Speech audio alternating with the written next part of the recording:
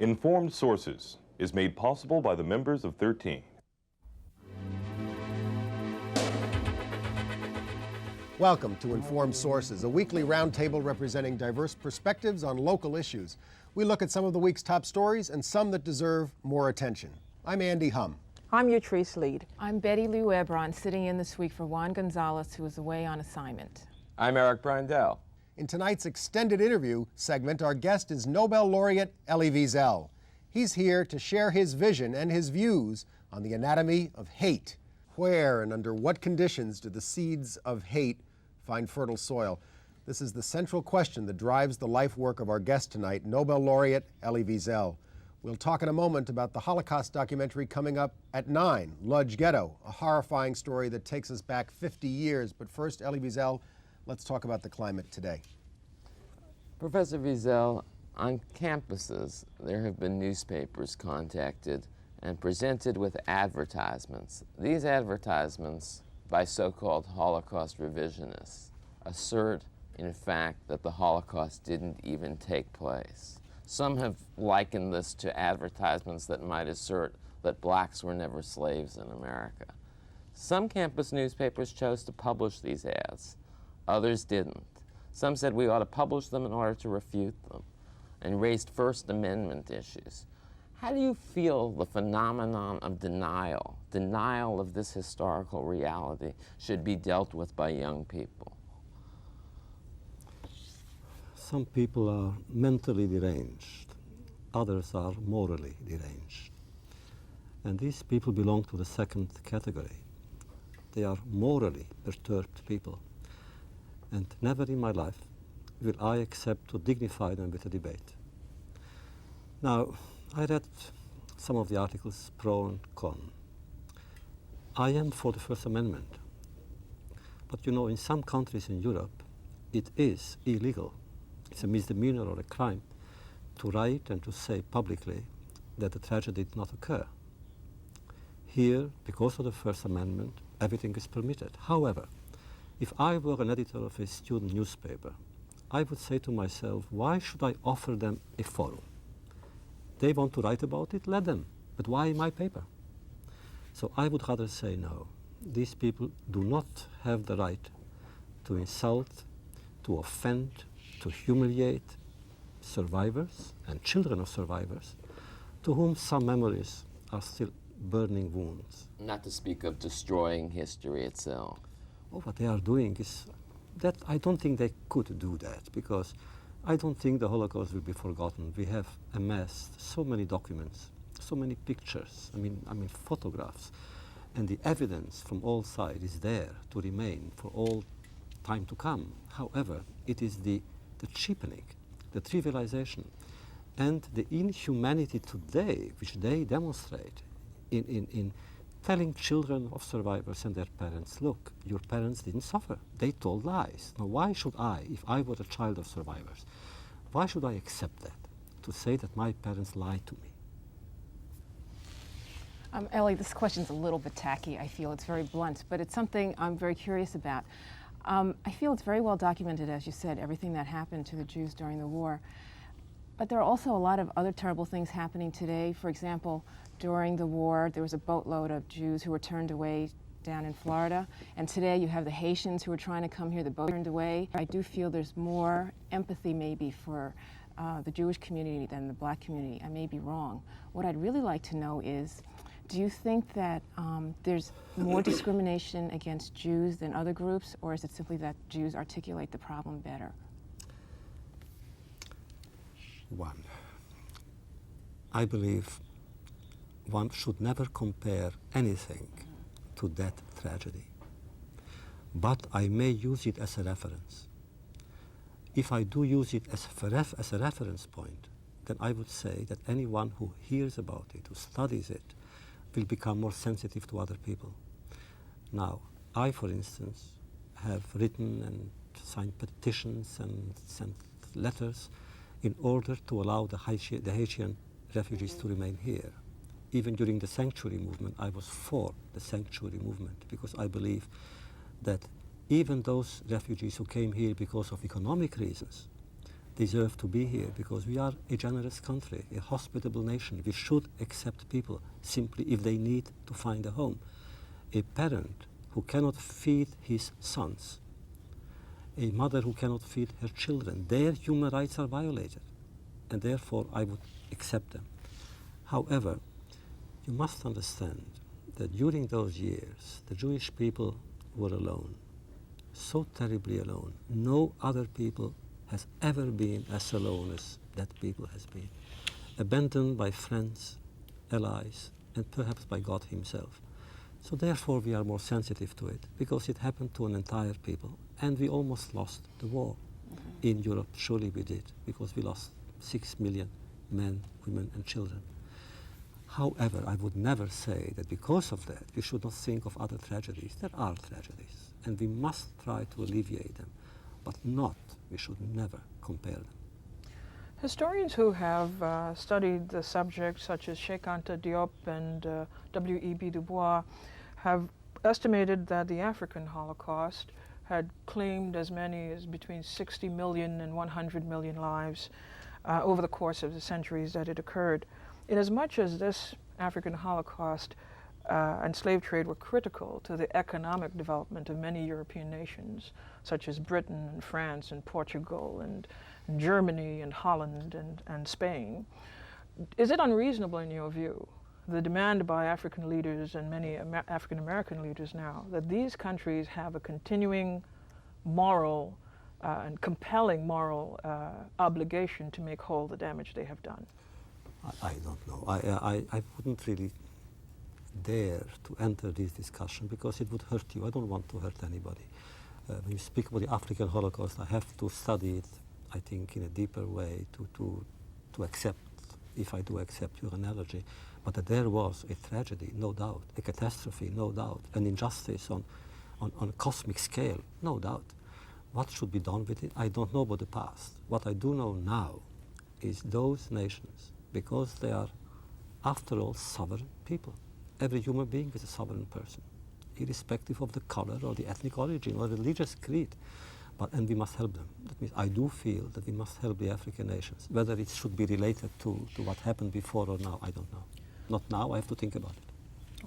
One of the things I've read in your work is that you worry about survivors like yourself dying off, your generation going away, and then there will be no more survivors of this experience. What gives you hope that your legacy will be carried on and will not be forgotten?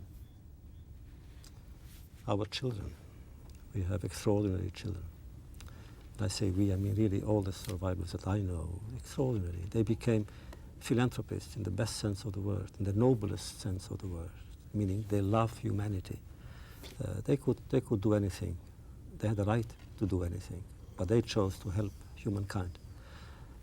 Number one. Number two, as I told you earlier, there is now such a reservoir of documents in the hundreds of thousands that later on, anyone who will want to know will know where to turn to find those documents. To find, if not the truth was burned together with the people then and there, but at least a reverberation of that voice and a fragment, a reflection of that truth. Ellie, can I ask you something about what's perceived by many to be the renewed rise of anti-Semitism, of hostility of and hatred toward Jews in America?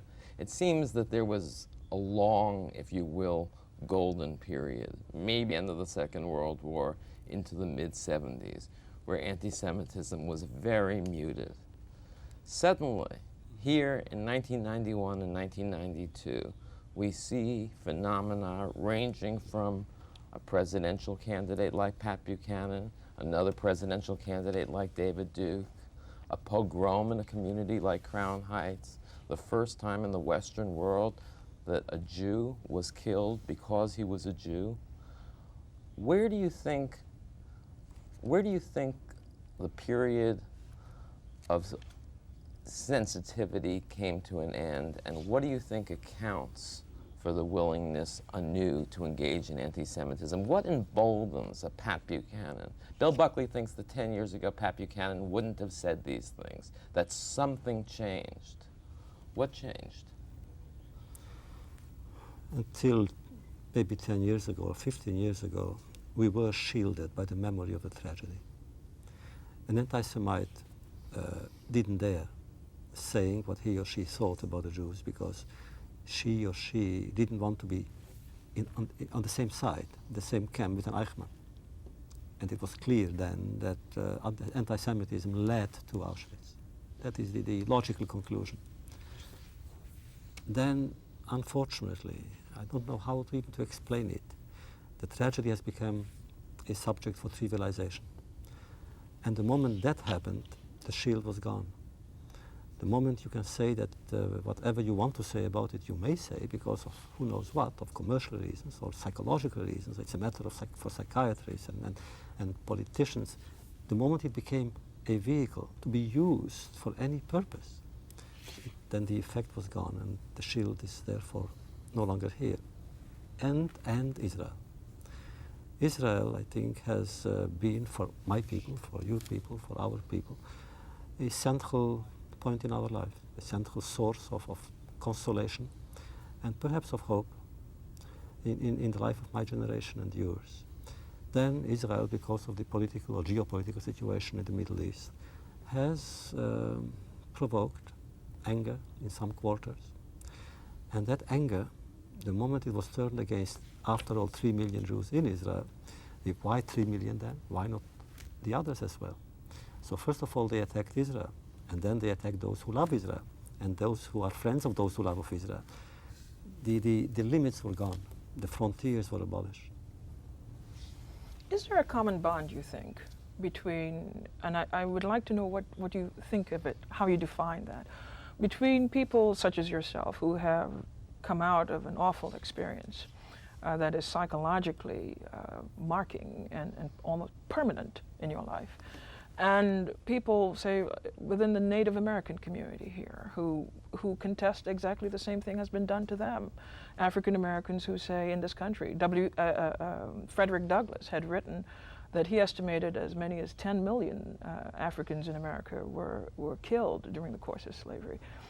What kind of obligation, or is there an obligation, to make known that Holocausts of any type are repugnant, that we must continually put them before the people internationally, that there must be speaking out of all, whether it's in Afghanistan, whether it's in Tibet or China or wherever. What duty does a person, a survivor of the Holocaust, I mean, I know you have personally been very, very vocal on the international level, but of all people within the same circumstance? On one hand, we have no duties at all. I could very well say, look, I paid my dues. Yes. I don't need any more. Yes. I paid my dues. Right. Again, what I said earlier about the philanthropy of the survivors, the humanity of these people, if you check a little bit, you will see all the tragedies that you mentioned, I spoke up against, because I feel when I speak about the Jewish tragedy, because I'm a Jew, actually I'm trying to prevent other tragedies against other people. Not similar, because again, I don't like to compare. However, I do believe that when I speak as a Jew, then those who are not Jewish have learned something, how to speak about their own past, about their own experience. But I cannot ignore my Jewishness. I don't even want to transcend it. What I do want is within that particularism to find the universal application. Yes. Just as from within my Jewishness, I can apply and imply anything that is not Jewish, simply because what is human should be emphasized. Mr. Wiesel, and you have spoken up. You've also spoken up for the other victims of the Holocaust. You've spoken out for gay and lesbian rights at the Human Rights Campaign Fund, and I've heard you mention that in your speech before the president. What kinds of reactions do you get from other survivors when you do, talk about the other survivors of the thing? Do you ever get bad reactions from that? Everybody gets bad reactions too. I would be frightened if I only got praise. I get, but most people, most survivors understand it. But of course they understand, because what do we want really? We want the memory to remain, but not because we believe that the dead should be protected. It's too late for the dead. Right. We are now speaking really about the future, about children, about their children. We are speaking about the whole world. The whole world has become a small planet, I would almost say a ghetto. the world has become a ghetto. And whatever will happen to one community in that ghetto will affect all the other communities. Along that line, what is happening in terms of, in your mind, in terms of Jewish-Black relations, which we always thought were very strong ties, but it seems there's so much animosity now? It's a source of anguish and distress. But I know of some projects, and I'm involved at least in one, with people from both communities trying to do something about it. And we meet regularly. We have worked out projects that I hope within a year you will hear about the results. I want to ask a very simple question, but I imagine the answer would not be. But you have devoted in the last couple of years, several of the last couple of years, to the study of hate. Have you found out yet what makes people hate? Yes. Religious fanaticism, envy, jealousy, bigotry. But what I also found out is that children begin to hate only at the age of 3, which means they are learning how to hate. And since they learn how to hate, I think we can also teach them how not to hate. So it is an optimistic evaluation, really, of hate. However, at the same, to give you the full genesis, I don't know, the texture of hate, really. It means if you take A plus B plus C, do you get hate? I've been working on it for the last really 4, 5, or 6 years, having conferences with the heads of states and religious movements and professors of psychology. We don't really know exactly the answer. Elie Wiesel, thank you for joining us tonight. And if it's not too editorial, thank you for your life's work, what you've done. I'm Andy Humm. Good night, and stay tuned for the Ludge Get Up.